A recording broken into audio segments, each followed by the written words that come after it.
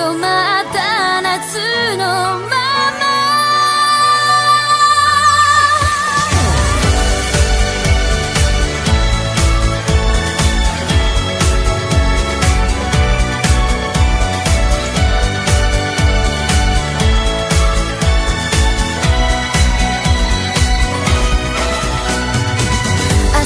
来ると気づいてしまうこと、もう二度と会えないんだって。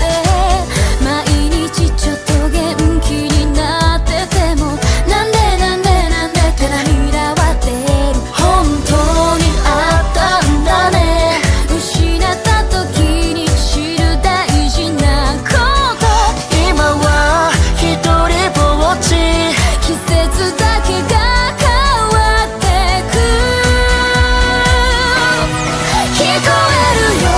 まだ聞こえるよ、優しい声、風の音、並木道でくれたカーディガン、大きすぎて笑い合った。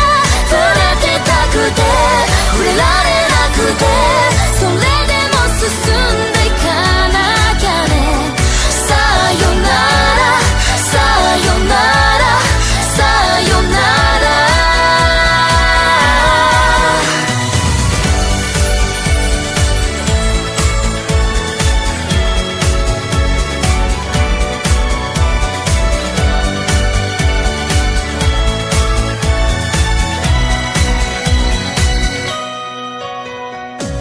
メイクも髪もネイルも変えてみた。行ったことのない場所も行った。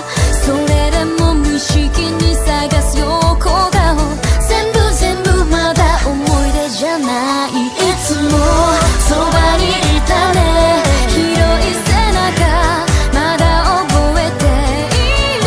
何に頼ればいい、秋の空高すぎて、